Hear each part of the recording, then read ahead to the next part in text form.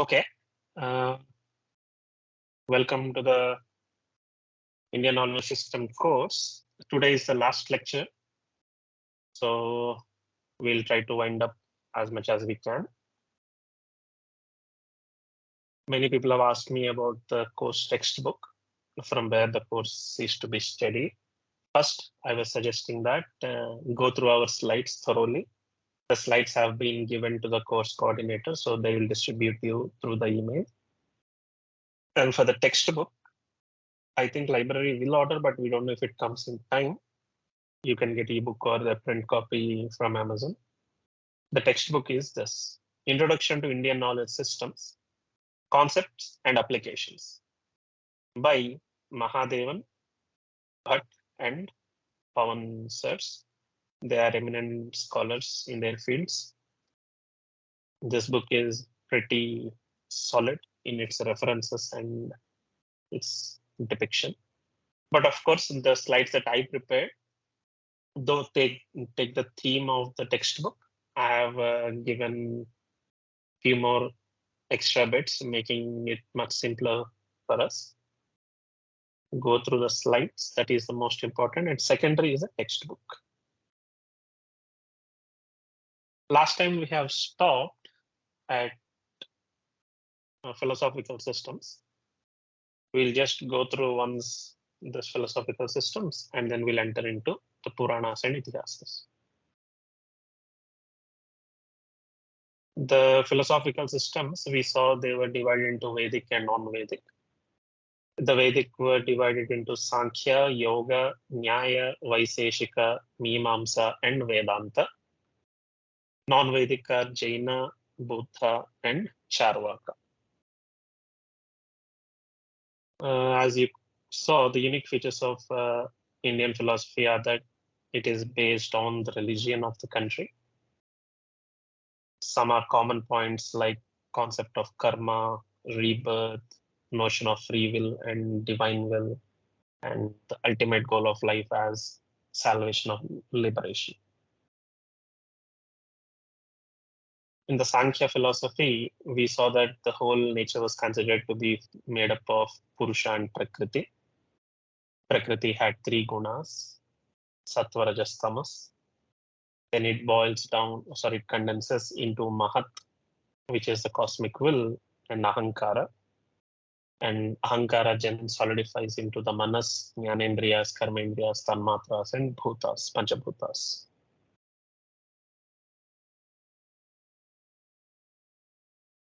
So the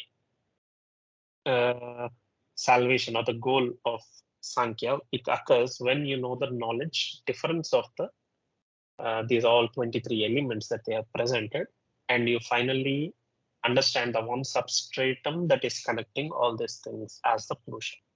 That is the whole theme. Then we went into yoga philosophy, constructed by sage Patanjali. Yuj means to unite. From there we got the word yoga. Yoga mostly focuses on understanding, regulating, and using the full potential of the mind. Other systems borrow the methods of Patanjali Yoga into their system. So this is one of the backbones of most of the resources of knowledge in our country. The ultimate definition given by Patanjali is that yoga is chitta vritti nirodha. That means yoga is the elimination of modifications of chitta or mind. As I pointed out in the last class, that your mind is like water of the lake. Yourself within is like the pebbles inside the water. When ripples of water occur, the mud around gets scattered and you can't see the pebbles clearly. When mind settles or the water settles, you can see the pebbles clearly, which is nothing but the inside self itself exists for our existence and nothing else. That is the ultimate realization, which is the samadhi state, as we will see further. Patanjali Yoga had the 8 limbs, which are Yama, Niyama, Asana, Pranayama, Pratyahara, dharana, dhyana, and samadhi. The English definitions are self-explanatory. So yama is mostly the rules that you need to follow, restrict, restrain. Niyama are the rules that you need to be careful of while dealing in everyday lives, which you need to maintain, which you need to inculcate. So yama indicates a not to-do list, while niyama indicates a to-do list. Without these, one is ineligible to enter into the school of yoga. Once you're established well in the yama and niyama, the asana will come, which is exoterically defined as bodily posture. But if you go into Bhagavad Gita and also the definition of Patanjali as Sthirasukham asanam, it is the stability that you gain after a lot of physical and mental labor. The state of stability, that is asana, and this is what is aimed in the yoga before you venture into the other steps. The other step, the next subsequent, once you attain the stability, is pranayama, which is regulating the life currents inside our body, which the practical tool or the driving wheel that we have is the physical breath. And this breathing depends upon external, internal restrictive transcending elements as well as space and time elements, which means, are you exhaling, are you inhaling, are you restricting, or are you going beyond these? How many times you are doing, how much you are taking in, all this matter in pranayama in terms of breath. Pratyahara, like the limbs of tortoise, as I have said, it's the withdrawal of senses from the sense objects. Once the first 5 are accomplished, one will be adept in going into dharana, dhyana, samadhi, the 3 final phases in the state of meditation. One is contemplation, one is meditation, the other is finally attainment of oneness, and there is no dual. So the Vedanta later on it calls it the Advaita, or the state of non-duality.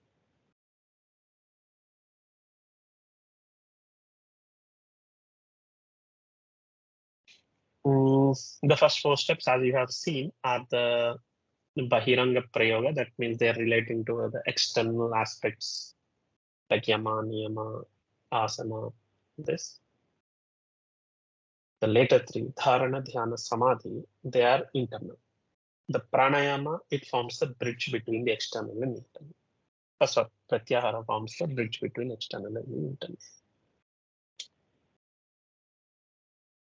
So thus, the yoga provides in successfully 8 steps, a path, sequential, logical, and practical path to the goal of, as they have defined, the goal of elimination of modifications of mind. This is very much needed in the present day world because we are all filled with many impulses and many ripples that are caused on the mind with the ever non-stopping lifestyle we have. Then we went into Nyaya philosophy, the art of logic, and we have seen how the Nyaya philosophy deduces everything into the following categories. Basically, you have 4 Purāṇās, where you either directly deduce or reason the deduction, or you comparatively deduce and you hear and then deduce the logic. According to the Nyaya, individual should have knowledge of whatever we have said. That leads to the detachments from the fruits of actions. That means less accumulation of what they call as karma. Then you are extinguished of any remnant karmas, which means you are no more bound and hence liberation. The Vaiseshikan philosophy, it is a peculiarity and the special aspects that take prominence. And the concept of some of the physics things occur in this Vaiseshika philosophy, like they have studied nature in and around us far before Newton, in a very compact and precise manner.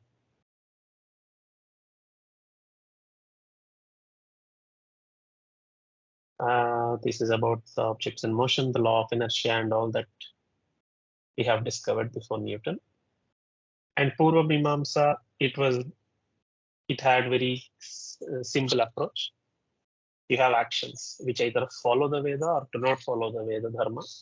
If you do not follow the Veda Dharma, you are into the hell. If you follow, you are into the heaven. That's the theme of Purva Mimamsa.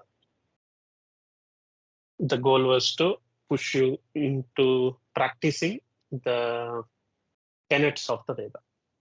Then came the Uttara Mimamsa, which is Vedanta, or the essence of the Veda. And this itself again is divided into three schools: the Dvaita, Visishtadvaita, and the Advaita. All the three commented upon three major scriptures, which are called Prasthanatraya, the Brahma Sutras, Bhagavad Gita, and the Upanishads.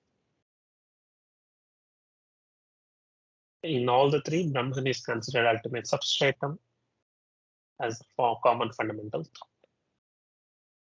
This slide showed you the comparison and contrast between the three schools of the Vedanta.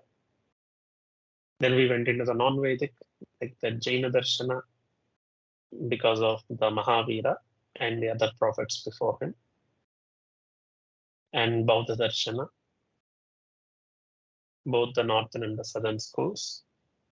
According to the Bauddha Darshana, the cycle of suffering starts because of the entanglement of yourself into fruits of actions. And the only way to escape this is the Four Noble Truths. Basically understanding the consciousness and all. Every set of philosophy we are discussing here has its own set of huge, vast amount of scriptures, so we can't condense it into one or two slides. We should note about it. What we are dealing here is only the gist of what it's like, the banyan seed of the banyan tree. And the Charvaka or the Lokayata, where it's all that is directly perceivable that is considered as knowledge, and what is not directly perceivable is eliminated from our bucket of knowledge. And that was what we discussed in the last class. In today's class, we will enter into Purāṇās and Itihāsās, and then we'll venture into some of the mathematical elements in our Indian knowledge system. And that will conclude the class. Before starting the Purāṇās, we should contemplate once. We have seen so much of literature till now, starting from the Vedas till the Darshanas, right? When so much wealth of literature we already have, then why did the era of Purāṇās come into play? The same sage, Vedavyasa, who categorized the then spread incoherently the Veda into four categories of Rig, Yajus, Sama, and Atharvana, because of which he gets the title Vedavyasa. He again authored 18 grand Purāṇās. So when one looks into the Vedic literature, at an outset they find that either they are too ritualistic or too beyond normal comprehension. That is at the outset. Of course, once you go into the depth, you'll find that the rituals and the comprehension should go hand in hand, and only then it's like when you learn a physics concept. Without you experiment it in a lab, you can't get the feeling of the concept. Similarly, you need a ritual to get the feeling of what you learn theoretically, and vice versa. But the era of Vedic period, people were too brilliant. It's in fact contrary to what we understand in the Western kind of development. In our historical perspective, if you go to the literature of Sri Aurobindo and etc., you'll see the Vedic period, the thought process was something unique. They could convey multiple thoughts in a very compact and precise manner.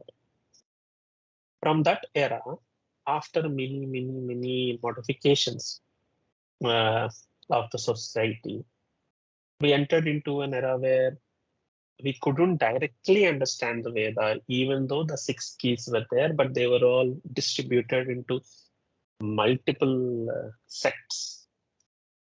That is when Purāṇās came into picture to give the practical key to understand the Vedas. So Purāṇās take Vedas as the background and then use the little bit of history, or you can say legends and mythological stories, to convey the truth in a parable form. What does this do? It will reach not only to the scholars, but to every person, whether they are well educated in terms of literacy or not. Take a farmer, take an artisan, take a small kid in a village. Everyone knows something or the other about some of the folklores. How did it reach till then? It is through Purāṇās and the modification of Purāṇās into folklore that every being in India knows many stories of a common theme. That is why I titled it as the mighty literature, because without Purāṇās in this era, it is very hard to understand the Veda and our culture. And of course, even Purāṇās at a very outset, some things might be bizarre, but only when you know the proper key and the code of understanding, then you will go beyond the husk and grab the grains to be cooked and eaten. So Puranic literature covers a major portion of ancient wisdom of India. The main goal being to give a lucid commentary to the Veda in simple, symbolical, and allegorical tone. Purana is defined in the scriptures as Pura Abhinavam Bhavati. Even though the core, the stuff that they are telling is old here could mean eternal, the truth that is conveyed, it is conveyed in a fresh manner that is palatable to the modern community. The very cultural development of India is dependent on this Purāṇās, and hence their studies would show much depth into the cultural heritage of India. The Puranic repository can be broken down into 3 categories. The Mahapurāṇās, which are 18 in number. These were authored by Vedavyasa, which in total contain 400,000 verses. And these have what is known as Panchalakshanas, 5 qualities. We will discuss them. Then we have Upapurāṇās, that means the helping Puranas, which are also again 18. And then we have Sthala Puranas, which are in every state of the country, they are different. We focus on the Mahapuranas. What are the Panchalakshanas, or the 5 qualities? Whenever you look at a literature, every literature cannot be claimed as a Mahapurana. It must have a well-defined set of characters. Only then will it be called a Purana. And these characters are very interesting to know. You might have even not heard some of them. Some you might have heard. Let's see. As the shloka says, Sargascha Pratisargascha Vamsho Manvantaranicha Vamshanucharitam Chaiva Puranam Panchalakshanam. So Purana has the 5 qualities, which are first Sarga.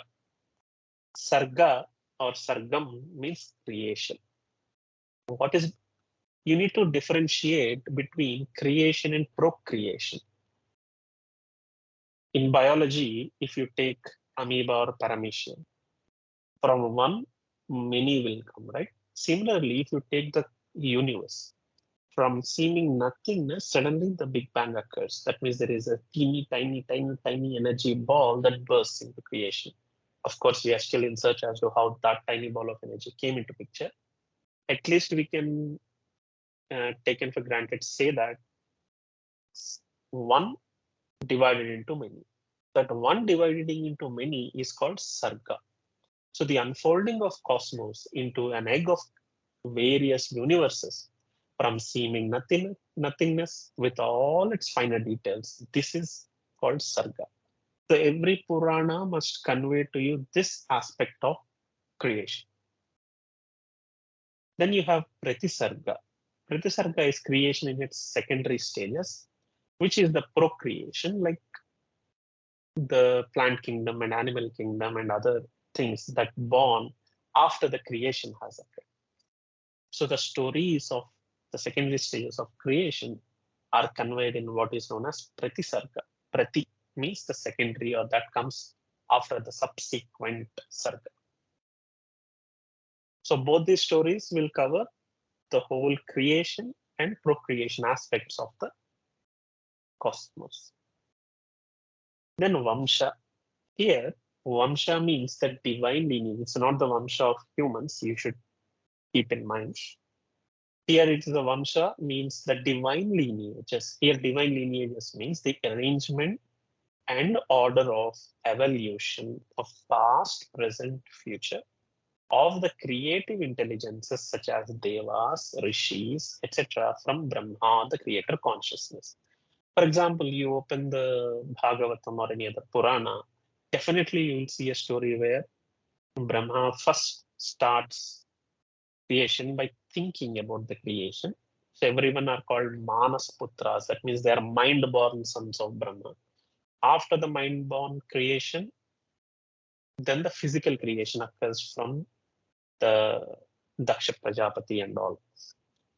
In fact, the names that are given to these Puranic characters also are scientific in their meaningful depictions. For example, Manu, who is a mind-born son of Brahma, marries Shatarupa.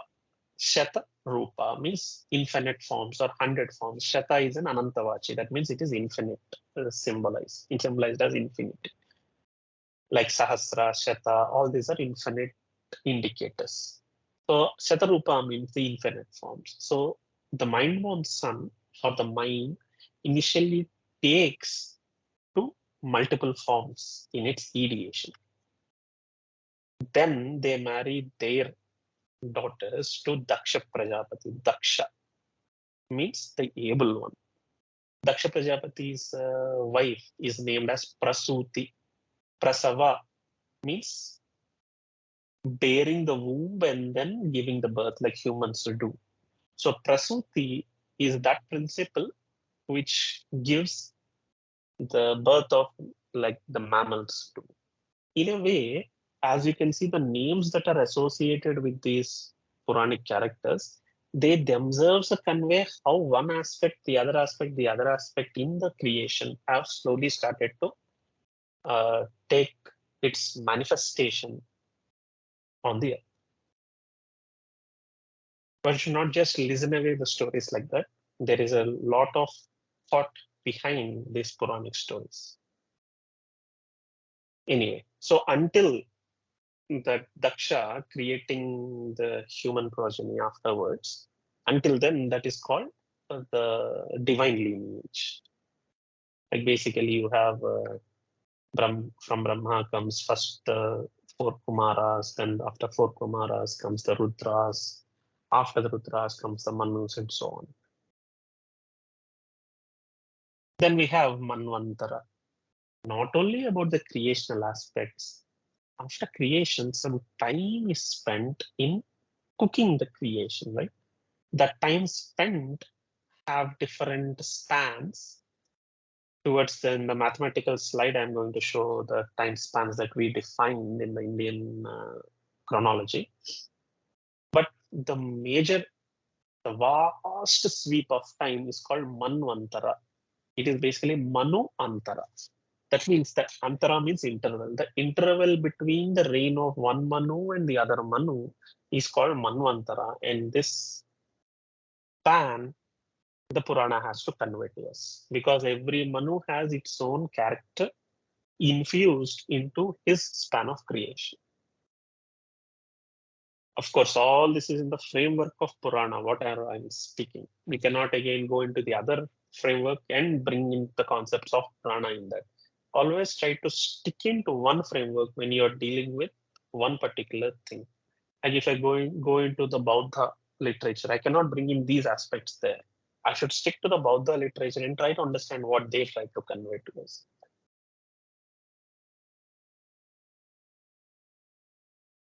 And finally, we have Vamshanucharita. That means legends and stories of kings, the dynasties of divine intelligences descending as the ruling forces. Now, two kinds of dynasties are often described in Purāṇās: the Surya Vamsha and the Chandra Vamsha, the solar dynasty and the lunar dynasty. It has its own spiritual insights for that. We won't go too much detail into this. This is the whole theme of Purāṇās. So next time when someone says Purana is just a fable, bedtime story, in front of you is one of the complex structure that is infused into Purana, which no other scripture in the world has, be it a bedtime story or daytime story.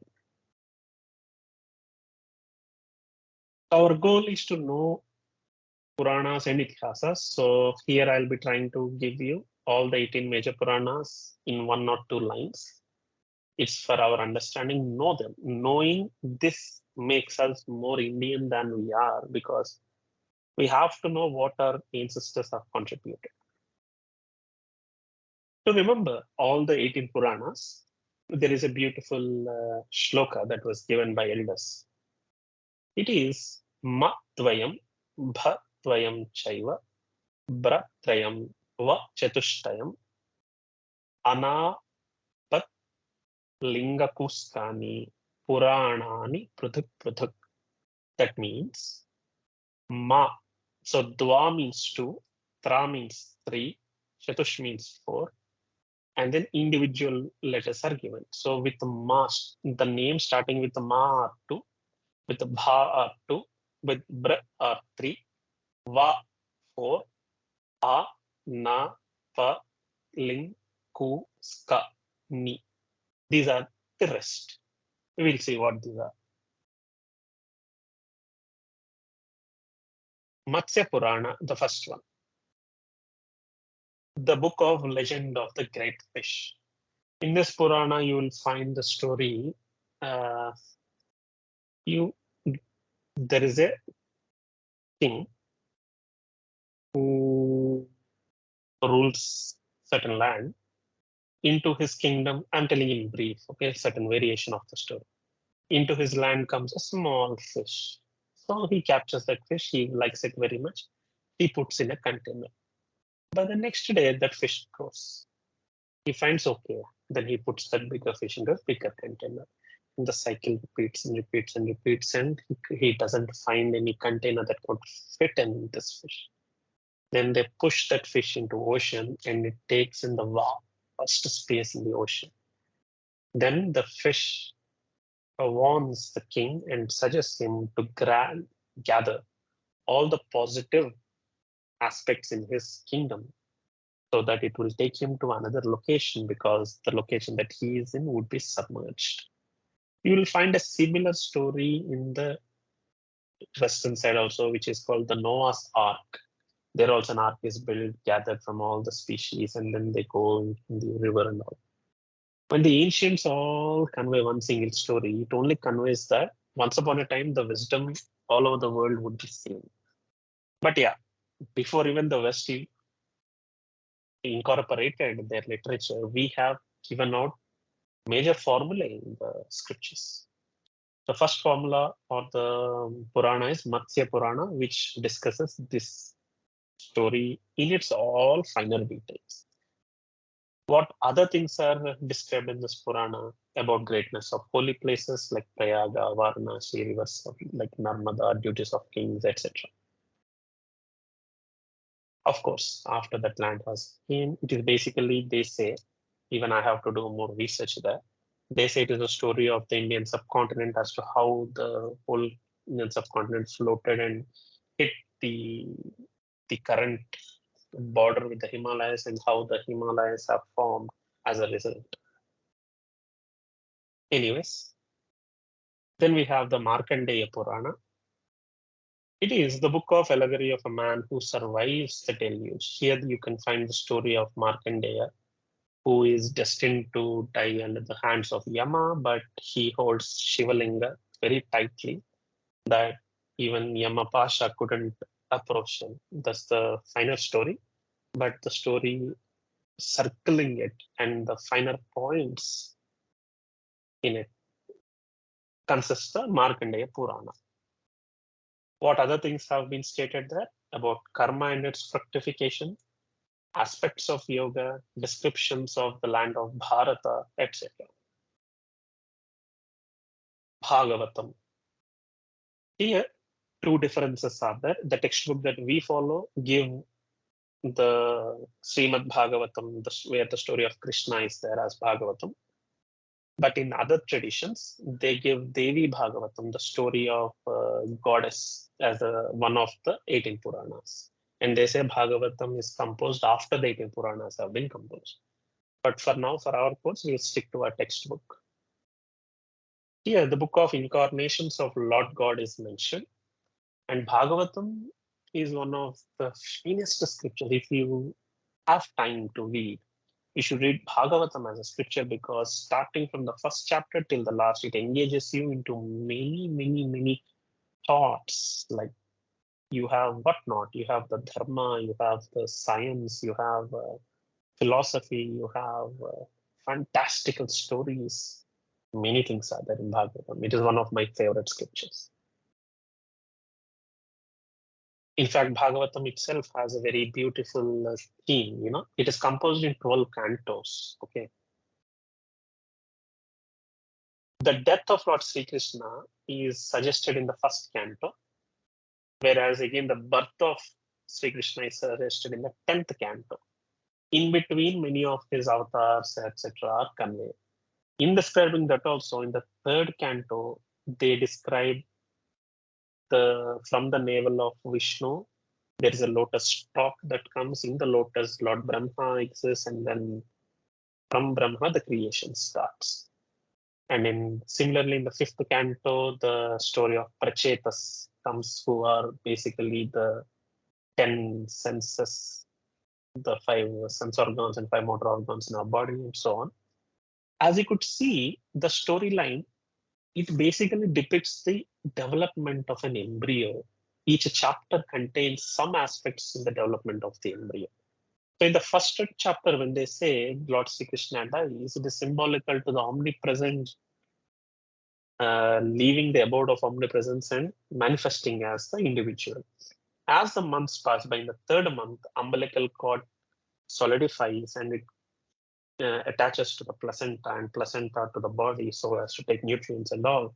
The story of lotus stalk coming, the lotus evolving, and Brahma, the consciousness awaking. And we also say in the third month, the gender differences occur. The baby starts to feel what the mother feels and stuff. In that way, if you go on in the 10th canto, Lord Sri Krishna is born, or a baby is born after the 9 healthy months of pregnancy. In that way, the whole structure of Bhagavatam is akin to how we have been born. So for an outsider who looks at the scripture, they'll be like, yeah, Vyasa doesn't know how to write. In first chapter, he described death. Last 10th chapter, he described the birth. What nonsense. But then when you know the logic behind it, you will be fascinated. That's in Bhagavatam, Sri Krishna's lives, creation of the worlds, astronomical aspects, philosophy, many things are mentioned. The whole week would be not sufficient.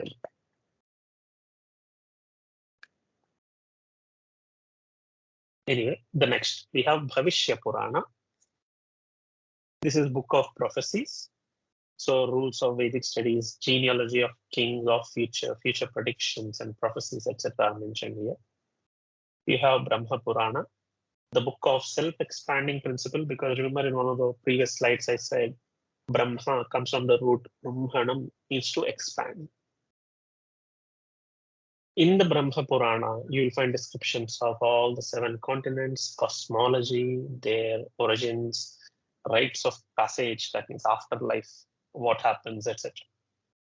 Then you have Brahmanda Purana, Brahma means creator consciousness. Brahmanda means the globe or the egg of creation. Rather than saying Brahma Gola, they said Brahma Anda, egg. Egg is a suitable word here because from when the egg hatches, a chick comes. When the creational egg hatches, the creation occurs, the baby creation we say. The name Virat, that is most famous now, the Virat itself is called, this Hiranyagarbhanda is called Virat in the scriptures. That means the golden egg of creation before hatching. From it comes the one who is shiny, the Viraj became Virat. So every word you take, there's a whole story behind it. I hope all these hints push the interested ones to dive deep into our scriptures. So whenever you have doubt, you can contact me, of course, in future. Brahmanda Purana suggests about topics of creation, geography of Earth, 14 planes of existence, etc. The 14 planes of existence means taking Earth as a base, you have Bhuhu, Bhuvaha, Suvaha, Mahaha, Janaha, Tapaha, and Satyam. These are the 7 top. Then you have Atala, Vitala, Sutala, Talatala, Rasatala, Mahatala, Patala, which are the bottom. All these 7 plus 7, the 14 planes are considered to be the whole stages in the evolution of creation. Then we have Brahma Vaivarta Purana, basically the book of precipitating God. That means the God principle slowly precipitating into the creational principle. In this, you see elements of Ayurveda, ritual of twilight, the Sandhya Vandana, Tulasi leaves, greatness, the code of conduct, etc. also. As you can see, the title suggests something, and the contents, they have much more than what titles are suggesting. Then we have Vamana Purana. I hope you know the story of Vamana. Basically, King Bali does yajna and he becomes little pride in saying that I can give anything to anyone. So Vishnu, so as to make Bali realize his mistake and also to enlighten him, he takes the avatar of Vamana. That means the short-statured one. Another meaning for the Vamana is perceivable one. So the omnipresence is not perceivable. When you take a physical form, it is perceivable. So he becomes a short-statured one called Vamana. When Vamana comes, King Bali says, ask me whatever you want. So Vamana says, I want 3 feet of land. King Bali says, no, ask something else. This is such an easy wish. I can grant you anything. Of course, 3 feet is what? You're even tiny. Your feet are so small. I can give you right now, but ask me something that challenges you. But Vamana insists that he wants only the 3 feet of land. When King Bali finally grants, he puts 1 feet on the earth, 1 feet on the top. So basically, he becomes enlarged. 1 feet will be covering the whole of the earth. 1 feet covers whole of space. And then he asks, where should I put the 3rd feet? Then Bali realizes, okay, we should never be prideful in offering something. We should be humble. And we should offer only as much as we can, because when I promised I can give anything, of course I can't give the whole of space. So now I realize my mistake. And he says, put it on my head. That is when Vamana puts the feet on the head and pushes Bali to the netherlands. Rather, you can say he is made the king of the lower planes in a way. That's a story in the Vamana Purana about Vamana. Anyway, the doctrine of karma, the 3 planes of existence, certain vratas, etc. are mentioned in this Purana. Then you have Vayu Purana. Vayu, as I pointed out earlier as well in the previous lectures, doesn't only mean air. The principle of air to pulsate, to move from one location to the other when the pressure difference occurs. That pulsation is called Vayu, and the book of cosmic pulsation is called Vayu Purana. Therefore, the greatness of Gaya, places of pilgrimage, details of Shraddha, signs of music, etc. are all mentioned in this Vayu Purana. Then you have Varaha Purana. the book of birth of light from darkness. Who is this Varaha Avatara? Again, the story, there is a Hiranyaksha and Hiranyakashipa, right? Prahlada's father was Hiranyakashipa. Hiranyaksha, the brother of Hiranyakashipa, basically it is said that he stole the earth and he hid in dark spaces of basically the ocean. So Varaha, basically the boar god in the form of boar, wild boar, kills this Hiranyakashipa and lifts up the earth over his two tusks. Now, when you hear the story, of course, the doubt will come. Well, if the earth, how can earth be hidden inside the ocean, right? That's a common doubt everyone will have. But if you actually read the original Sanskrit verses of the scripture, you will find the name Samudra used. Samudra means Samudra, the space that has the molds of the forthcoming creation. Mudra means the mold. It's like before making an idol of Ganapati. Don't you have a mold which you superpose on mud so that it forms the shape of Ganapati Lord? Similarly, the vacuum of space is called the dark ocean of molds. So the whole matter was hiding inside this darkness. The boar god, when his two tusks, see, Varaha, the wild boar, is fully black, except its tusks, which means within the darkness, the emergence of light occurred, and with the emergence of light, there was the birth of matter. In a way, you can have a synergy with from nothingness, some energy came from there, the matter condensed. This kind of stories are all everywhere in world scriptures and more so in Indian scriptures. Only when you read it with this kind of keys can you understand it's a scientific appealability, because without that it just becomes nonsensical bedtime story. No wonder they used specific forms of God for specific symbols and purposes in the story. Here the boar god is a very apt symbol because of the dark texture and the two white horns or tusks or teeth that come in as a light rays, because Danta in Sanskrit also means a light ray. So, moving forward, in this Varaha Purana, you find the Dharma Shastras, the greatness of donation, dana, about many deities and their worship. Again, cosmology, sins, etc. Then Agni Purana, the book of mystic fire, rules of installation of idols in temples, architecture, sculptures, human physiology, etc. Then we have Narada Purana, the book of messenger God.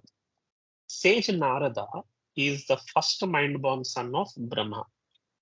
You will see Narada in almost all the 18 Puranas. You will see him in Ramayana, Mahabharata, where not, where you cannot just escape the occurrence of his name. In the Indian series and serials, they have made a little fun about the Narada, but Narada is a very serious and Gambhir, that kind of character where sternness hovers the character. This sage Narada has many stories, but the role he plays in almost all the tales is that there is always one disciple who is always in need of one push for him to go on the right path. And there is always one tyrant who always needs one push to fall into his own self-built, self-dug grave. Both of these are enacted, or the gentle pushes are given by the sage Narada. And no wonder he's mind-born son of Brahma, because Brahma, being the writer of the drama of the creation, his son Narada executes the drama of the creation in a very subtle and elegant manner. And more so, there are many stories out of which we can discuss one. There are two saints who are meditating for the realization of God. Basically, हम तपस करेंगे, भगवान प्रत्यक्ष होना चाहिए. That was the theme of all the tapas in the scriptures. He goes, as he travels, he asks one of the saints as to, the saint asks Narada, how many days will the God be, coming to me? I have been meditating for so many thousands of years. And Narada says, look at the tree beyond, above you. It will take as many kalpas as there are leaves on this tree. And that saying is like, oh my God, so many kalpas, I can't wait. I'll drop the meditation now and just enjoy my life right now. And he goes there.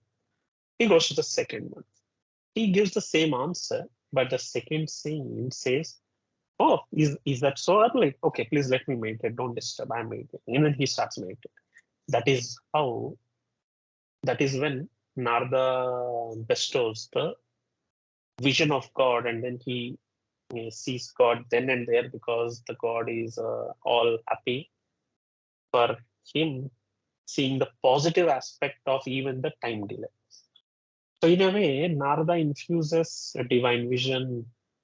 He infuses, if you go to the tale of Saint Tyagaraja in the South India, most of the Carnatic music, if you have ever heard the soul of Indian music, there are three big names that come in that Carnatic music: Tyagaraja Swami, Muthuswami Dikshita, and Shyama Sastri. It is said that Narada initiated Tyagaraja into the music, and that is how Tyagaraja could write so many songs about Lord Rama. And only, of course, unless you don't know Carnatic music, I can't extol much greatness of this. But as you can see, it's not only in the Purāṇās, even in the recent times, his name came, whether it be true or not, that is for us to discover. But his name do appear in many significant turn of events in the world. In this Purana, duties of people of various varnas and ashrams, about Vedangas, importance of fasting, etc. have also been mentioned. Then you have Padma Purana, the book of creation as blooming lotus. The multitude globes of creation, celestial musicians called Gandharvas, heaven, etc. are mentioned here. Basically, Padma means a lotus, right? It evolves petal by petal. That is how even creation evolves stage by stage, and that evolution is what is being conveyed in the cosmological aspects of Padma Purana. Then we have Linga Purana, the book of abstract truth. Basically, the term Linga is associated to gender later on, but it's actually not. Lingam means that which has no shape, and hence it is an abstract concept. Later on, somehow it came into the gender aspects. That's why Shiva is often depicted in the form of Linga. Unfortunately, it is even in the movies they have shown it as some phallic symbol, but it's not. Lingam means an abstract form. The best abstractness that you can give to anything is either nothingness or give it an oval kind of a shape. If you ever see the Shivalinga, which is like a pebble, then you'll understand what it means. That is the original shape of the Shivalinga. And slowly it is associated to the present structure.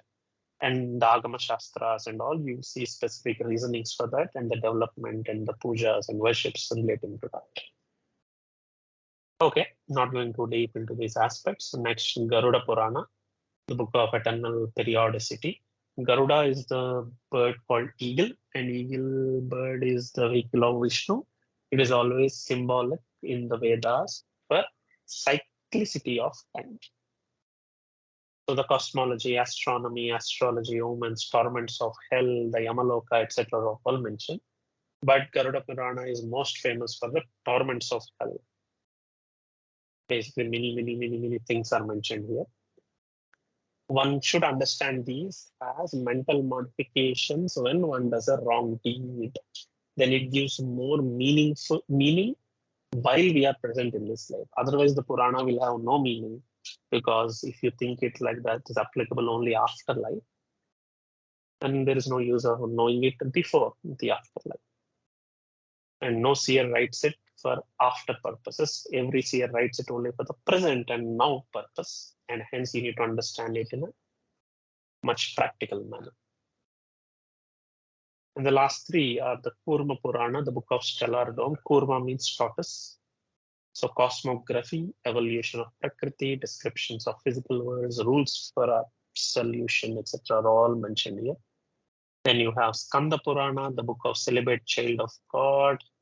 Advaita Vedanta. Skanda is basically the Kumara Swami or the brother of Vinayaka, Ganapati. Advaita Vedanta, aspects of Lord Shiva, methods of meditation, Satyanarayana Vrata, etc. are all mentioned in this Purana. Then finally we have Vishnu Purana. This is the origin of all the Puranas. The book of consciousness has all pervading. Vishnu, Vyaptam Vishnu, they say. Vishnu is that deity who pervades the whole of space. This Vishnu Purana, the seed thoughts of all the other Puranas exist in this Purana. It is the first and all-comprehensive composed by Vedavyasa's father, Parashara Maharshi. Following the 18 formulas of the Vishnu Purana, Vedavyasa later on composed all the other Puranas and expanded on the Vishnu Purana as well. So this about the Puranas. We also have some points of scientific interest. If you look in the Bhagavata Purana, not only the theme that is spoken, they also give directly what happens to the fetus as it develops. In the Bhagavata Purana, you'll see that first 5 days, what happens? First night, the sperm and ovum mix. And in the 5th night, the mixture ferments into a small bubble. The next 10 days, the 10th night, it takes the shape of a plum. After the next few days, a lump of flesh. In first month, head is formed. Second month, limbs are formed. Third month, sensory and other organs. Bone, skin are formed. Month 4, 7 dhatus are formed completely. 5th month, feeling of hunger, thirst are felt. 6th month, movements occur and felt. Similar descriptions occur in other Puranas also, like Agni Purana and Vayu Purana, and they are mostly in line with the modern physiology. Or rather embryology, sorry.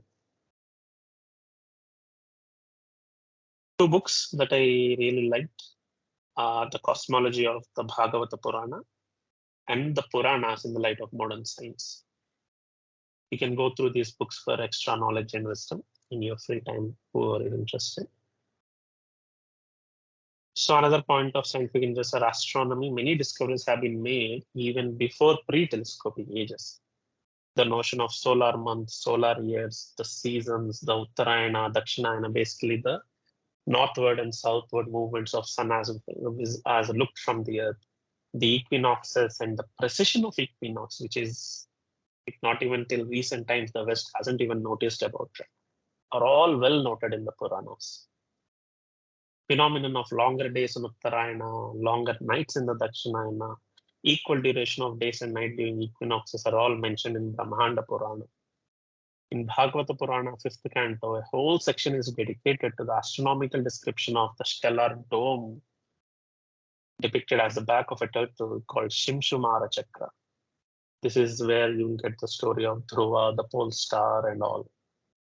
The Vishnu Purana, the 8th chapter, it is said that sunrise and sunset are relative to the earth and also affirms heliocentric theory in a way, not directly, but indirectly. Okay.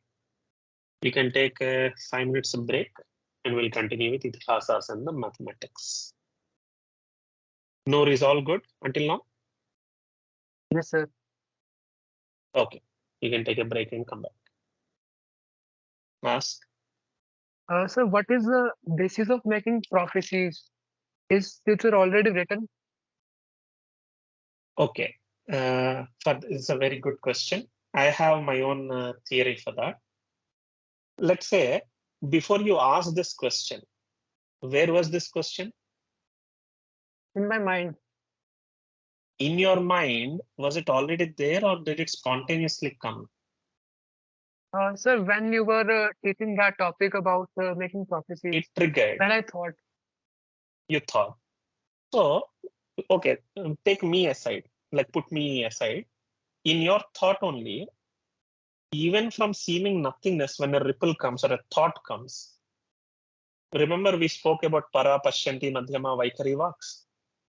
So the cloudy stage, and before that, there is a stage of vak or your idea which was cloudy. You don't even know it exists, but it does exist.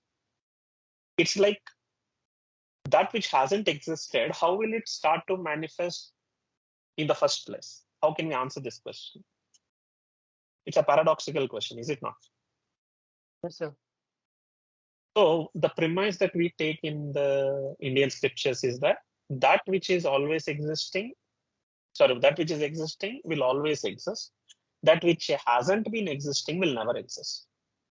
With that premise, you can say that your thought was there, but it was triggered or unveiled when my discussion started. Similarly, the whole of creation, what we see the creation right now is called the Vaikari Vak, or the fourth stage of creation.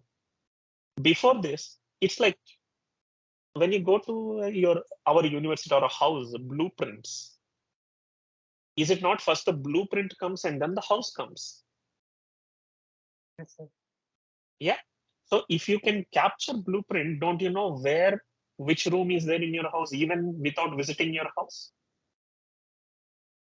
Yes, sir. So the prophecies that we are saying, what the seers are saying, the prophecies could be, this is my theory, of course, could be that they somehow entered into the stage of Pashyanti, Madhyama, or the Para stages, because of course they're enlightened seers, right? They go into the stage where the creation hasn't been manifested yet, but its blueprints are ready. By looking at that, they would know what would manifest. Now, how did that come? How did that come? Of course, we can always loop this question, and any question for that matter will end up at nothingness. Their nothingness means all fullness of God. So that's a whole philosophical thought. But at least I think I did give you a certain idea as to how to search for your question. Yes, sir. It is a ripple effect, basically. Yeah, exactly. Yes, indeed. Perfect. And sir, second question is about attendance criteria. I don't think you should worry about that. All I can say is that, okay. No, sir. Any student, some were asking about attendance. Yeah, I don't make the rules. So see, my duty is to give everything to your course coordinator, right? Yes, sir. Because I myself am a guest lecturer. Therefore, they will take care. Ask them. But those who are not attending, it's like you pay the fees to the university and you don't attend. Who is at loss? University is not at loss. It's like paying in a hotel freely 500 rupees and not eating in the hotel and going. What do you think? Yes, sir. Is it free education that you're getting here at LNMIIT? Aren't you paying fees?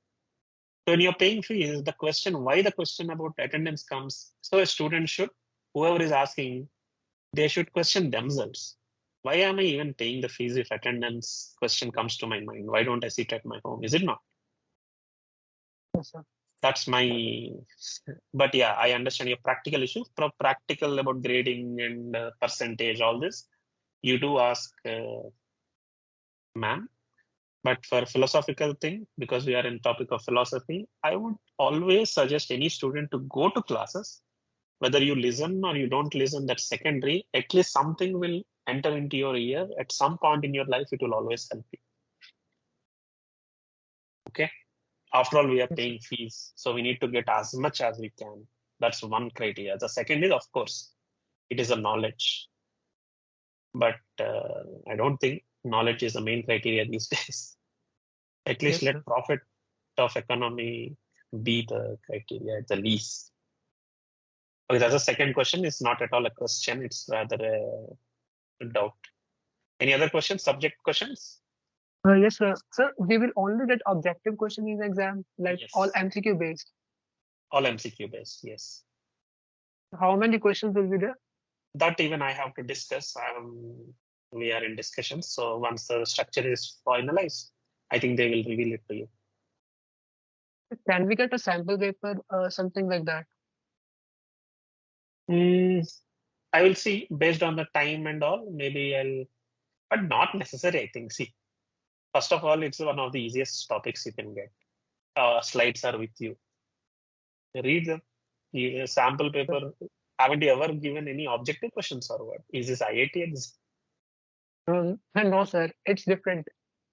Yeah, so it's just sample means, for example, let's say I have been giving questions at the end of topics. Have you noted them? Yes, sir. So let's say the answer for that question is one option, right? I'll give 3 more extra options. That's all. Remove all the descriptive questions from there. Or in the descriptive questions, let's say I will ask how many Vedas are there? 4, 3, 2, 1. That's a sample question for you. Or I can say the following Veda relates to the Indian music. Rig Veda, Yajurveda, Samaveda, Atharvana Veda. Is it not? So this is how the questions would be most probably.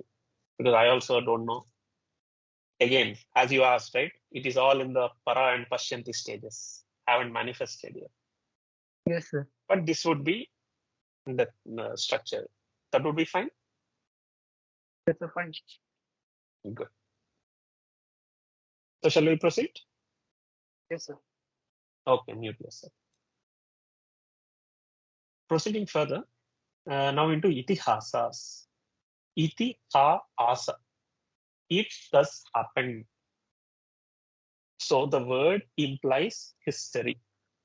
Not only that, it has much wider application. Itihāsa is the text which teaches 4 goals of life. Dharma, Artha, Kama, Moksha. Dharma means righteousness and lawfulness.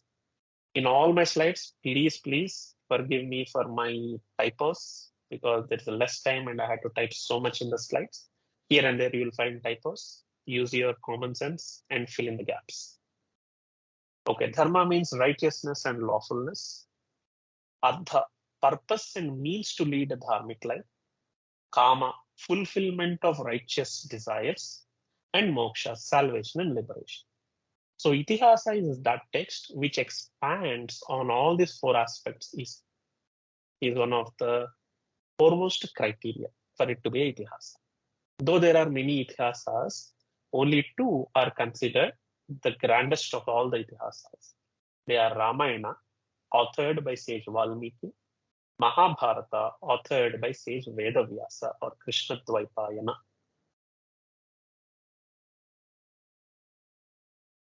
Most of us know both of these, but let us recap and let us enjoy the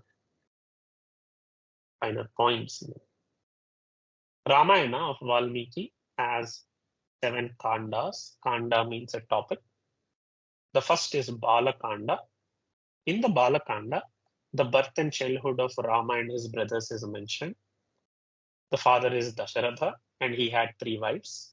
Rama was born to Kaushalya, Bharata was born to Kaikeyi, and Lakshmana and Shatrughna, the twins, were born to Sumitra. Rama and Lakshmana travel along with Vishwamitra through forests and reach Mithila, where Sita was married to Ram. That is the whole gist of Balakanda. Then Ayodhya Kanda, what happens? The plan to coronate Rama as an heir next to Dasharatha is aborted because Kaikeyi expresses her desires to Dasharatha on the basis of the boons that were given to her by him after a victorious battle in the past. Dasharatha goes to shock, but the plan to coronate Bharata was also aborted because Bharata denies, and there is death of Dasharatha due to grief that Rama is sent to forest, and Rama is accompanied by Sita and Lakshmana in his exile into the forest.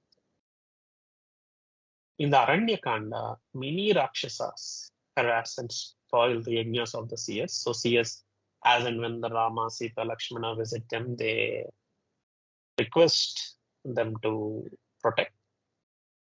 So the elimination of Rakshasas in the forest at the request of the sages occurs in Aranya. Very big descriptions you will see. Sita is forcibly kidnapped and abducted by Ravana here. I think most of you know the story of this Ramayana, so we need not go into much detail. And Jatayu, the vulture, tries to stop but fails, and it finally indicates to Rama about the whereabouts of Sita in the directions mostly. In Kishkinda Kanda, efforts by Rama and Lakshmana to find Sita continues. Hanuman meets Rama and introduces Sugriva to him, installing a new hope in their search. Friendship develops as Rama and helps Sugriva to win over Vali, his brother king. Here there is a beautiful episode. You know, when they depict in serials and movies, they depict something like Rama and Krishna, Lakshmana might be a little weak, they needed help. It's not like that. It's the help that elevated their already rigorous search. That is one thing. The second, you know what happens? Sugriva initially promises Rama that after the winning over Vali, I'll give all my army, we'll go and find Sita. But then, after the war and after the fight with Vali, he defeats, and then finally he keeps on enjoying the riches of the kingdom. Lakshmana goes. He asks what happened, and Sugriva doesn't answer. You know what Lakshmana does? He pulls out his bow, plucks the string only once. That's it. That is one symbol with which Sugriva gets terrified because of the sound and the symbol. Meaning, if he would have stuck with more force, the reverberations would have killed him. In the sense, the bow of Lakshmana was so powerful and the ability of Lakshmana was so huge. Then the wife of Sugriva comes and calms Lakshmana and Rama and saying that, yes, my husband will help. And then the Sugriva starts to help. This episode shows clearly how some of our friends forget their helpful nature, and sometimes we have to remind them, you know. Like this, every Kanda has many, many moral stories, spiritual stories, and higher aspects. There is a book, you know, Shodashi, written by one author, who describes the whole of Sri Vidya in the Ramayana, especially in the Sundarakanda. Like that, the Ramayana is a treasure house of multiple things. Oh, there is one more source I forgot to mention in our slides. There is a person by the name, I'm not getting. He wrote a book called Physiology in the Ramayana, Physiology of Ramayana. Try to find this title, Physiology of Ramayana. He's a scientist at Maharshi University. He did graduation from MIT. So all of Ramayana characters he shows as our glands and the secretions of glands and the whole neural structure in our body. I am not much into biology, so I understood only half of it. But those who are interested can go through it as a source, and you can understand how well the Ramayana had been written to suit many unknown domains that are yet to come in life.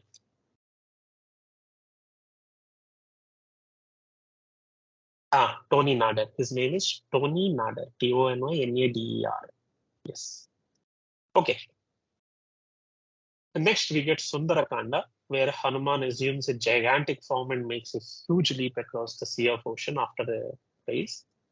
And he sees the Sita's horrific situation, but also notices her strong determination while being harassed by the Rakshasas of the Lanka. All these are described well. Then Hanuman finally meets Sita and affirms that Rama is searching for her, and he gives Rama's signet to Sita, Sita gives her signet to Rama, and all these are described in the Sundarakanda. Then in the Yuddha Kanda, the final battle occurs. And even though the very interesting thing is, before this battle and even many times in the Ramayana, most of Ravana's courtesans, friends, and brothers warned him against a battle with Rama. Yet he does not hear, and finally he meets his downfall. And later on, Uttarakanda is also there. Birth of Lava, Kusha, and the hermitage of sage Valmiki, and the departure of Rama and Sita from the physical abode is described. These are the 7 Kandas. The interesting part in Ramayana is that if you take the first akshara of the first part in each of these cantos and you put them in a metrical form in like 3 lines, you will see that you are going to get Gayatri mantra, the Savitri mantra, right? Om Tat Savitur in that mantra. So sometimes Ramayana is also called Gayatri Ramayana because of this interesting thing. It is the nature of the poets and the kavis in those days to infuse the bijaksharas of whatever theme they are trying to convey. Here, the theme is the solar dynasty. Rama belongs to the Ikshvaku kingdom. Ikshvaku is a solar dynasty. So no wonder that the aksharas of the Savitri mantra or the mantra relating to sun god, one of the most powerful mantras considered in the Veda, is infused into the Ramayana as such. Some of the salient points are Rama is not merely a human, but an embodiment and living entity of the concept of dharma. The Ramayana has played a significant role internationally. It has traveled from Indian mainland to China, Burma, Thailand, Java, Cambodia, Vietnam, etc. All these places have their own versions of Ramayana. All the Southeast Asian countries have story of Rama in their cultural heritage in varied forms. From 13th century, several Thai kings assumed the title Rama. Rama lived the life of a human being, faced day-to-day situations, conflicts, moral dilemmas between two seemingly right things, without deviating from the path of dharma. This makes him a worship-worthy role model. Ramayana emphasizes the ideal relationships between father, son, brothers, husband, wife, friends, etc. Even though Ravana and Rama are equally depicted great, remember, many people argue Ravana was also great. Yes, indeed he was great. But Rama was more good relative to Ravana, and Ravana's lustful desires is what made his fall. So Valmiki very artistically, even though two big giant great characters are depicted, he showed how one based on their foolish pride, foolish ego, and foolish lust, they will fall over a period of time, even though they are powerful and great at one period of time. That's Ramayana. Then Mahabharata of Vyasa. This is divided into 18 parvas. First, Adi Parva, you have stories of ancestors of Kauravas and Pandavas. Kaurava, the sons of Kuru, Pandavas, the sons of Pandu. Sorry, Kauravas, the sons of Dhritarashtra, who is the descendant of Kuru, Vamsha. Pandavas are from the Pandu king. Development of hatredness of Kauravas towards Pandavas in the childhood itself. And slowly as they grow, Draupadi's marriage to Pandavas and the marriage of Arjuna to Subhadra, etc., described in the Adi Parva, starting Parva. Then you have Sabha Parva, where performance of Rajasuya Yaga by Yudhishthira occurs. Then gambling, he is invited for gambling and then he gets lost in the game. They are all again expelled to the gods. Vanaparva. As per the rules of gambling, Pandavas are exiled into forest for 12 years and 1 year of incognito mode. They face many difficulties. In this Vanaparva, we get Yaksha Prashna, one of the most interesting conversation in the canto. In the Virata Parva, we have 1 year spent incognito in the kingdom of Virata Raja. Arjuna defeats the entire Kuru army, including Karna, Bhishma, Drona, Ashwathama's armies, and then he recovers the cattle of the Virata kingdom. Virata's daughter, Uttara, he is married to Abhimanyu, the son of Arjuna. Udyoga Parva. Peace was struck between the two parties when they returned back after successful exile and incognito. But the Kauravas do not agree to give the land, and hence the conversations go sideways, and then it leads to war. It is in this canto the most famous, sublime discussions of Sanat Sujatiya occurs. Basically, Sanat Sujata, one of the first mind-born sons of Brahma, along with Narada, 4 sons are born. Sanaka, Sanandana, Sanat Kumara, Sanat Sujata. It is the fourth one, Sanat Sujata. He gives his discourse to Dhritarashtra based on the request of Vidura. And this discourse has as much impact as Bhagavad Gita in the whole Mahabharata. Then we have Bhishma Parva, where Bhagavad Gita, teaching of the eternal truth by Krishna to Arjuna occurs. Detailed description of the first 10 days of the war will be there of the Kurukshetra war. Bhishma, being mortally wounded, is kept on the bed of arrows called Ampashaya. Drona Parva. Drona is a commander of Kauravas after Bhishma he takes, and then the war continues. Eventually, his death is caused by planned strategy by the Pandavas. Basically, here there is a very beautiful episode. They convey that Ashwatthama has died to Drona. Ashwatthama is son of Drona. Then Drona trusts Yudhishthira because he never lies.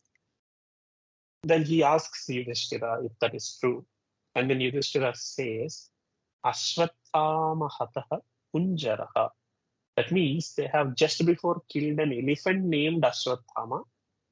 And hence he's telling the truth statement. But contextually, Drona conveys it to his own son. But Yudhishthira did not tell any lie.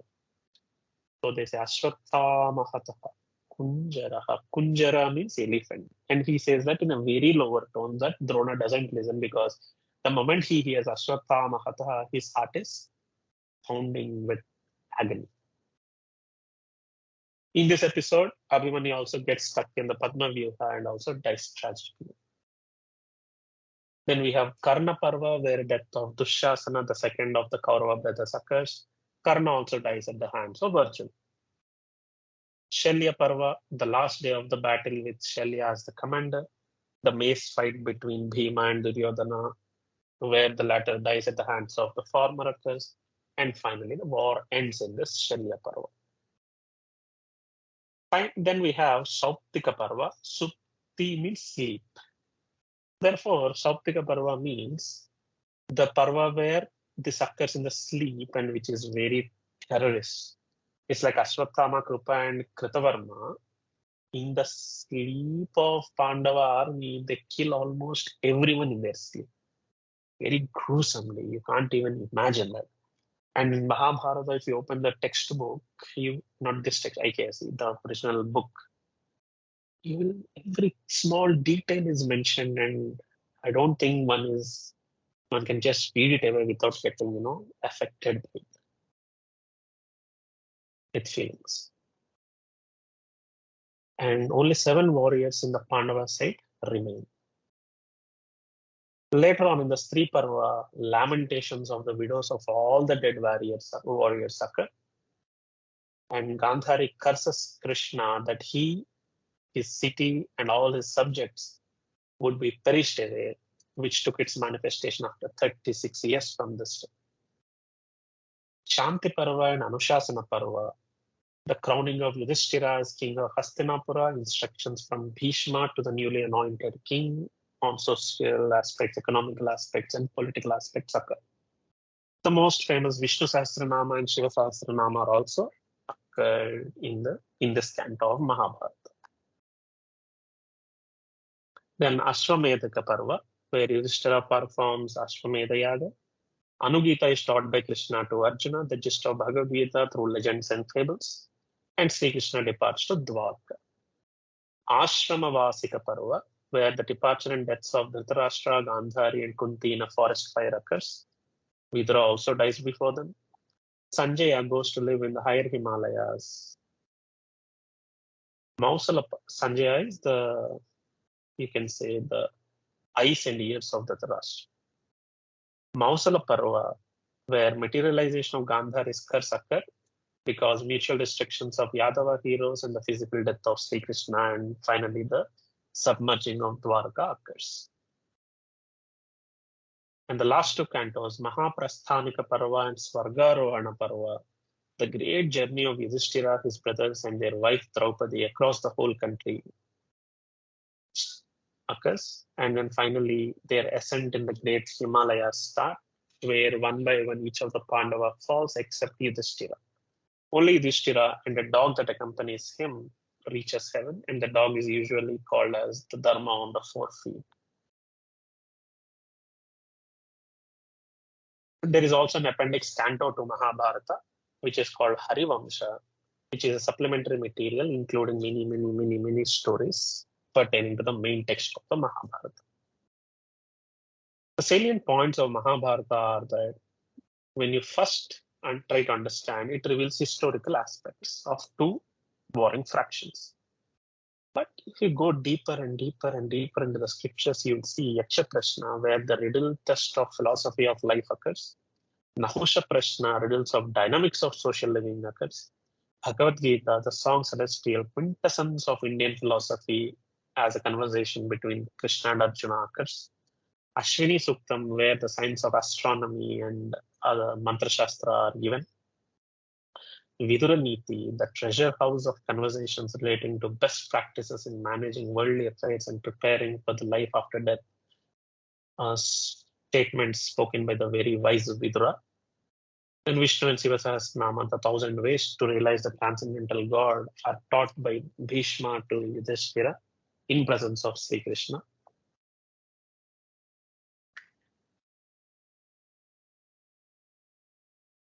That is why they say whatever knowledge related to dharma, artha, kama, moksha found in the Mahabharata may be found elsewhere. But what is not here may not be found anywhere else because it covers almost every aspect in life. That is about Purāṇās and Itihāsās. No any questions? No, sir. All good slides and all? Yes, sir. Okay, we are entering to the last part of our course, Indian mathematics. Here I quote David Pingree, an American historian of mathematics, which is, if anyone ever put a blame on our country's ancient past, show these things to them. In fact, save these slides that are going to be circulated to you. You will be challenged by many Western people or Indians who are ignorant of our culture. Much information I have tried to provide in all of our slides that will defend our country, at least verbally.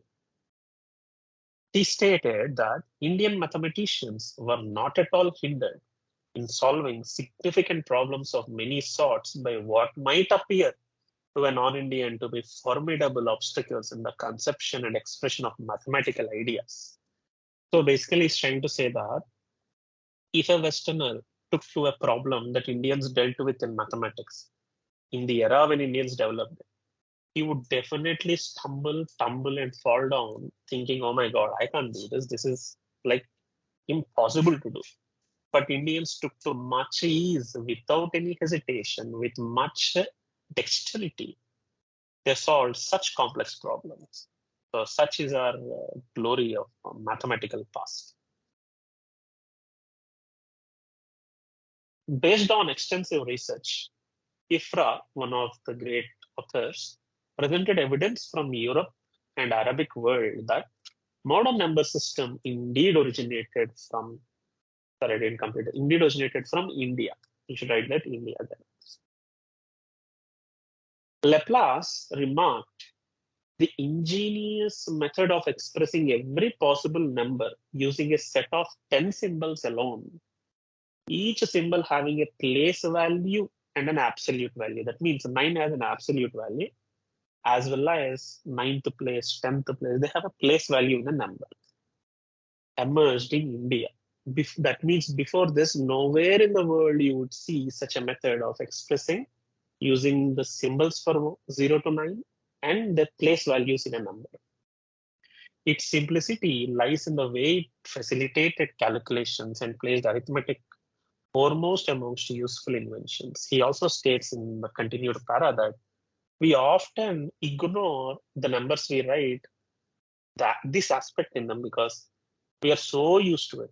But remember, when the numbers were initially developed and this aspect of naming the number and placing the number in particular place came, that was one of the wondrous things to happen to the world of mathematics.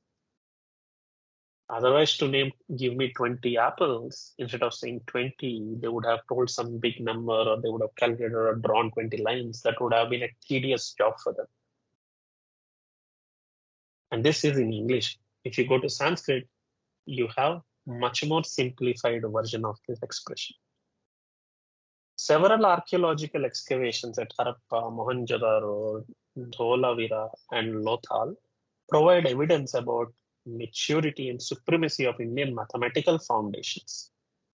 An inscription on temple wall in Gwalior dating back to 9th century is considered the oldest record of example of zero. Let's see the concept of zero. It is in the 500 to 300 BCE that concept of zero was established. Before that, in most of the world cultures, you won't see a zero anywhere. It is only in India, of course, it got its origins. And also not only zero as a symbol, zero as a concept, zero as an absolute value, and zero as a place value. That made the whole difference to mathematics. Ancient Indians used very large numbers, needing the use of number zero as a placeholder, which means the name given to that was Shunya. Shunya is not empty, it means zero. In 628 CE, Brahmagupta invented a symbol for zero. A symbol was invented in 628 CE. Until then, it was a concept. And since then, it got independent status for computational purposes. Bhaskara too, one other mathematician in ancient India, clearly stated in his Bija Ganita that nature doesn't change when numerals are added or subtracted from it, meaning they know the additive identities of zero much before the West. Ancient Indians used zero beyond the placeholder status, thus elevating its value into an individual numeral, one of the greatest breakthroughs in the history of mathematics. From the textbook, this page is there, we would like to read it as to how math moved from India to West, which we need to know as Indians. The catalogue of Sui dynasty in 16th CE pointed to several Chinese translations of Indian works on astronomy and mathematics, which are no longer extant. Records from 7th century of the Tang dynasty suggested that Indian astronomers were employed at the astronomical board of Changnan to teach the principles of Indian astronomy and calendar. An Indian named Gautama Siddhartha was reported to have constructed a calendar along the lines indicated in the Indian Siddhantas. Indian numerals reached the court of second Abbasid Caliph al-Mansur from Sindh. Moreover, the Indian decimal place value system reached at least a century earlier, as evident from a passage attributed to Nestorian Bishop Severus Sebok in 662 CE. In a book written during 820 CE by Al-Khwarizmi, the operations of addition, subtraction, multiplication, division, the extraction of square roots according to the Indian system was explained. His work was translated into Latin by 12th century CE, and there were several commentaries in Latin on this book. In the transmission of Indian numerals to Europe via the Arab world, Spain played an important role as it was under the Muslim rule for many years. Documents from Spain and coins from Sicily provide evidence of the spread. Fibonacci learned the Indian numerals during his travel in North Africa, Egypt, Syria, and Sicily, and then wrote a book bringing these aspects into focus. The spread westwards continued slowly, displacing Roman numerals. It was simply a matter of time before new numerals were put to use by the bankers, traders, and merchants for their daily calculation.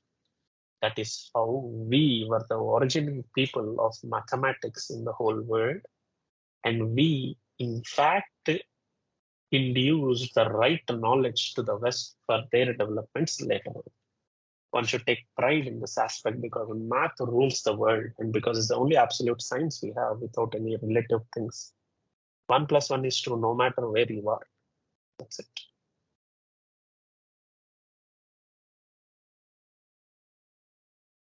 When the West had or any other culture had very small numbers, at the most 10,000, maybe, I don't know. India had 10 power 35 as the largest, and that is still one of the small numbers, I think, in the search for large numbers. It starts with Ekam. As you can see, Ekam, Dasha, Shatam, Sahasra, so on, so on, so on. The number of zeros keep increasing. And every number had a name. That is important. I can write any number of zeros I like, but giving a name to that means I had a utility for it. I had a utility for it means I already know much about that amount of number I have. That is what we need to infer from this.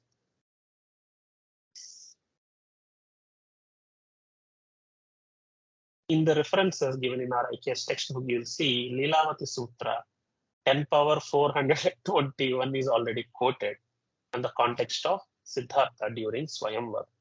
It was a riddle, I think. In 10 power 140, 10 power 62, in the Ramayana, in the Yuddha Kanda, size of Rama's army is suggested as 10 power 62. In the Jain canonical works, you'll see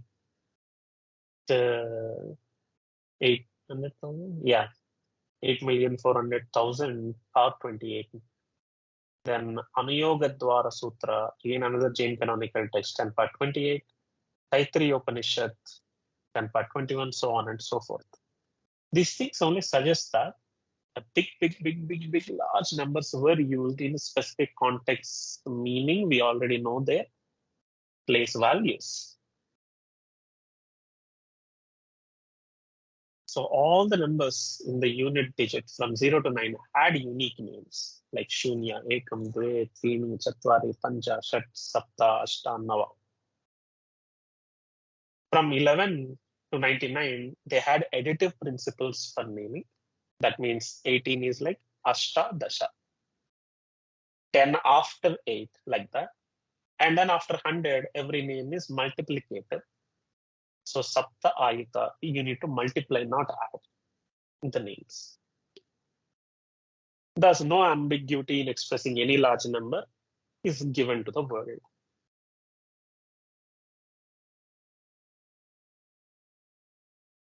Carl Sagan, I hope you have heard about Carl Sagan. He is one of the greatest exposers of astronomy to the common man. He says in one of his books, Cosmos, that the Hindu religion is the only one of the world's greatest faiths, dedicated to the idea that cosmos itself undergoes an immense, indeed an infinite number of deaths and rebirths. It is the only religion in which the timescales correspond to those of modern scientific cosmology. Its cycles run from our ordinary day and night to a day of night of Brahma. It's 8.64 billion years long, longer than the age of the Earth or the Sun, and about half the time since the Big Bang. Such are the numbers, he says. In this context, I would like to present to you what we in our culture have given the names to the periods of time. Let us take human year, solar years. 360 of that solar year makes one mortal year. You might be wondering about how it's 365 and not 360. There are different calculations in the Veda. One is called Savana Samvatsara, where 360 is considered, and the other is normal Surya Samvatsara. Here we are dealing with Savana Samvatsara. So arithmetically, they will adjust the 5.14th day elsewhere in the astronomical calculations. So 360 days makes one human year. One Kali Yuga, go back to Kali Yuga here. So 4,32,000 number of years makes one Kali Yuga. Yuga is a time span. Twice of that is Dwapara, thrice of that is Treta, 4 times of that is Krita. When you add all this, you will get what is known as a Mahayuga. When you add 71 such Mahayugas, you will get what is known as a Manvantara, I think. 71 Mahayugas form a period of one Manu, which is Manvantara. 14 of such Manus equals to 14 times that, of course, adding all the Sandhis, etc., we get, which is known as a Mahayuga. So, sorry, not Mahayuga. We get 14 Manus and the in between regions of time. 1,000 such Mahayugas which constitute a Kalpa, and Kalpa means 1 day of Brahma. 1 day and again 1 night of Brahma, equal amount, will make 1 whole day and night of Brahma. 360 such days and nights of Brahma makes 1 year of Brahma, and 100 such years makes 1 lifespan of a creator of the universe.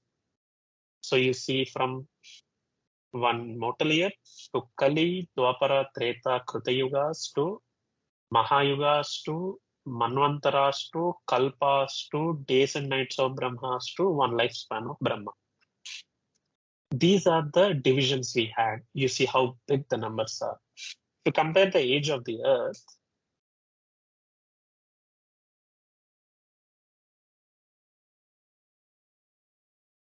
one day of Brahma almost equals scientific age of the earth, which is 4.5 billion years. So it is only in the Indian ancient calculations that any of the modern scientific age of the universes or the earth or any other things have at least a match. Nowhere else you will find that, and especially not in the recent invasions to our country. Not at all. So to represent numbers, Indians have used a very peculiar and very interesting approach, because they don't speak mathematics in a very dry way. They often used poetry to represent the subject. So we have what is known as bhūta-sankya. Ancient Indian mathematics was seamlessly integrated with literature and poetry. Numbers must have equal phrases or alphabet, otherwise they can't infuse that knowledge into poetry, right? Bhūta-sankya means it's a system in a structured approach to express 0 to 9 using those words which indicate certain entities that we know. Bhuta means a things or concept, Sankhya means a number. After applying this, we use a rule called Ankanam Vamato Gati. That means whatever numbers you get from left to right, read them right to left to get the proper number indicated by the word. What are the common set of entities? Word name for number itself, like Shunya, Ekam, Dve, etc. Physical entities like earth, moon, star, fire are used. Examples from animal kingdom like elephants, horses, snakes.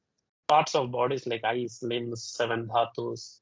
Names of gods, Shiva, Vishnu, Indra, Manu, Agni, and miscellaneous like seasons, months, days, Panchabhutas, etc. As you can see, Shunya, Ananta, Purna, Kha. Kha means space. They all indicate 0. Adi, Chandra, Prithvi, Eka denote 1. Ashwin, because there are 2 Ashwins. Pairs of limbs. Ayana, because there are Dakshinayana, Uttarayana. Dvandva, Dvi, etc. represent 2. Rama, because there are 3 Ramas. Parashurama, Kodandarama, and Balarama. Like that, every word here you'll see Rama, Guna, Loka, Kala, Agni, Trinetra are all number 3. Veda, Shruti, Yuga, Ashrama, Varna, Samudra, Krita are 4. Bhuta, Shastra, Bana, Pandava, Indriya, 5. Anga, Ritu, Darshana, Shanmukha, Shat, 6. So on and so forth. We need not read all. Using this list, let's give an example. For example, I coin the word Veda, Vedanka, Chandraha. You can break it into Veda, Vedanka, Chandraha. Veda is 4. Veda again is 4. Anka is 9. Chandra is 1. So the numbers we get are 4, 4, 9, 1. Using the reverse numeral, that means Ankanam Vamatogati, you get 1944 as a number indicated by this word. Similarly, if you have a big word like Bhujanga Nanda Dvinaga Anga Bana Shakrita Indavaha, Bhujangananda Dvinaganga Banashat Krita Indava. You break all the words into their numerals. Bhujanga is 8, Nanda 9, Dvi 2, Naga synonym for Adri 7, Anga 6, Bana 5, Shat 6, Krita 4, Indu 1. The numbers we get is 8, 9, 2, 7, 6, 5, 6, 4, 1. Reversing 1, 4, 6, 5, 6, 7, 2, 9, 8. This is the number we are getting as the decoding mechanism.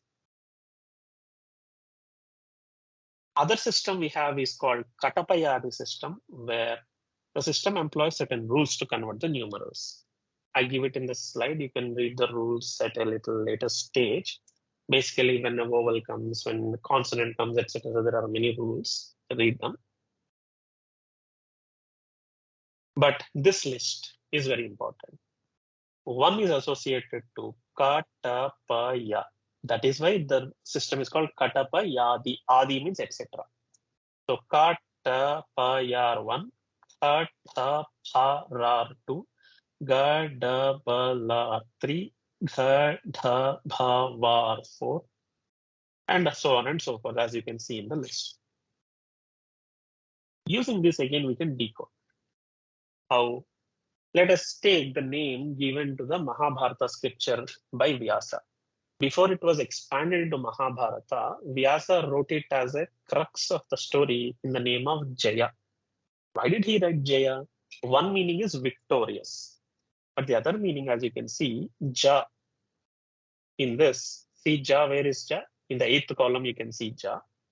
And Ya, in the 1st column, you can see Ya. So Ja is 8 and Ya is 1. So the number we get is 8, 1.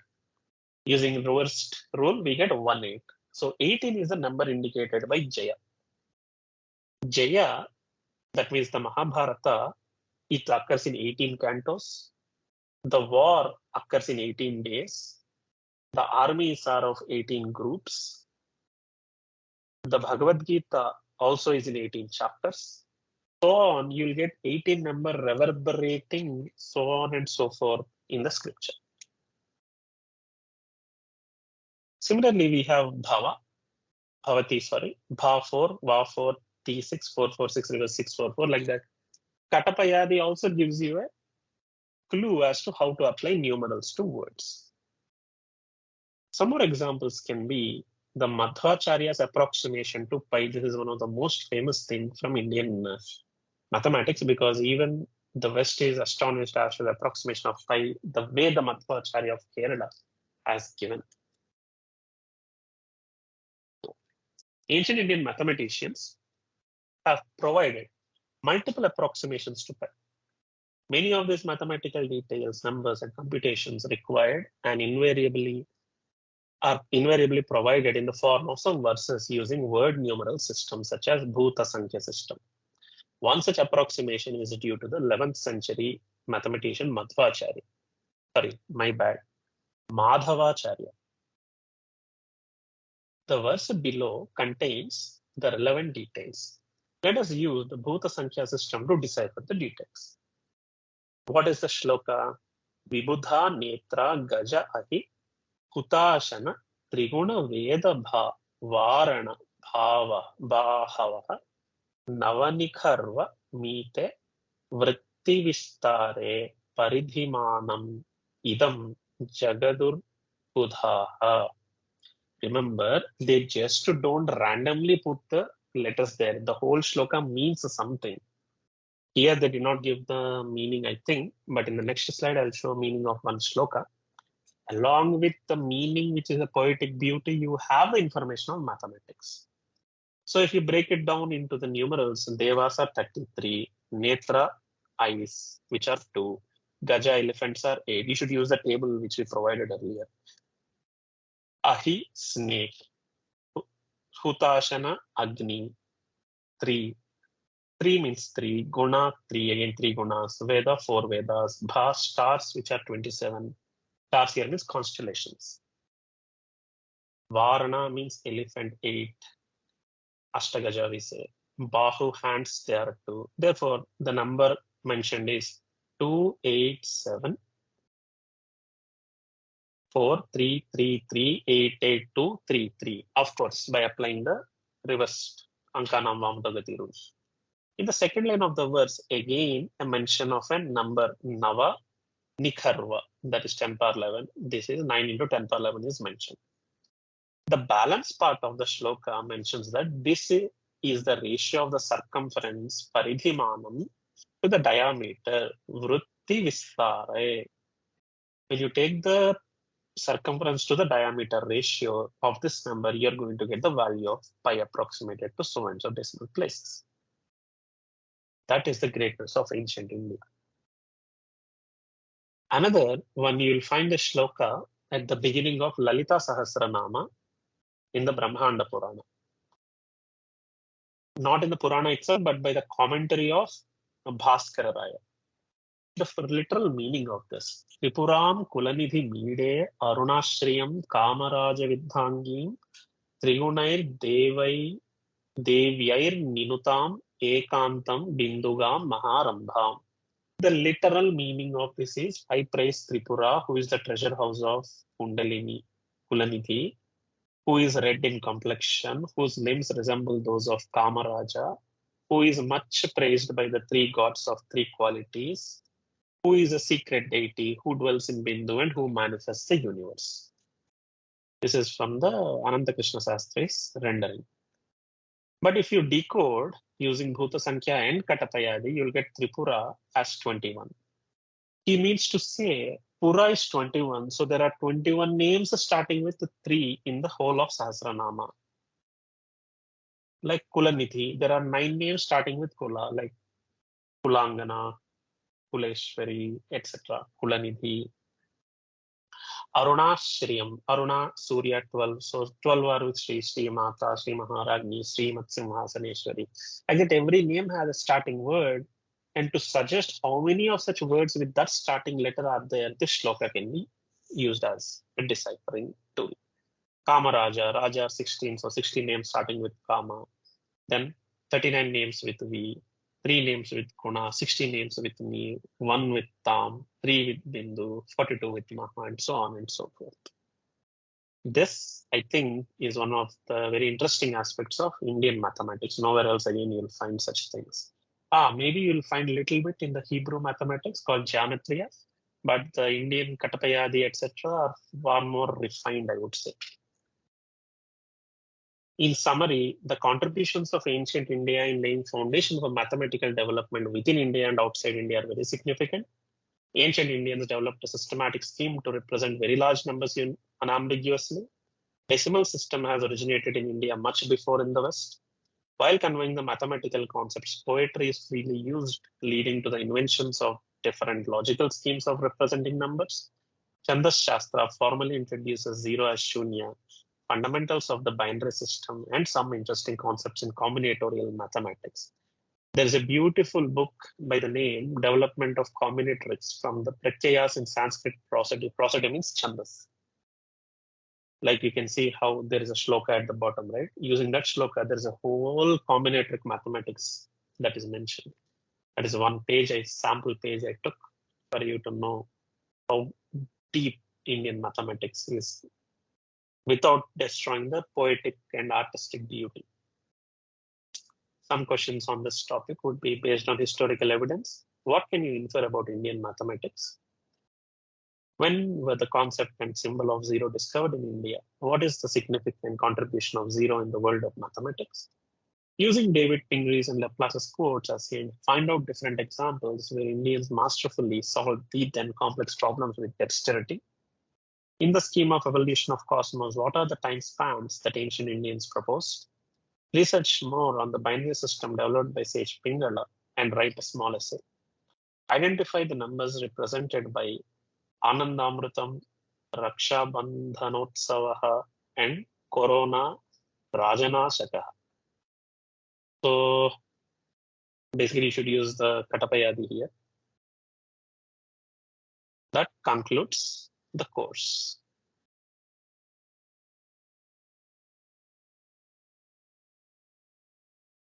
So Noor, is all intact? Yes, sir.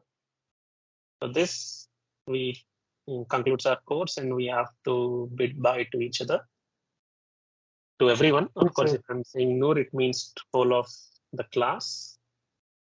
But if I switch on the mics for everyone, I've been hearing some things, so I had to mute everyone. About exams and all, correspond with your course coordinator. I think ma'am will be kind enough to let you know some details. If I know more details, I'll also update via the emails. Your slides should be given after, on Monday maybe, because it's a working day. And yeah, that's it. Any other questions or things to say, Noor? No, sir. Thanks for your time. Thank you. All the very best for everyone. And I wish you the best of your future. And anytime in future you need a help, just drop an email, okay? Some of you have Yes, emailed sir. me and I did not reply because I didn't. It's a question to be addressed in class, and I have addressed today. But I will do reply if you need any guidance in future. Okay. All the best, and you can all leave now.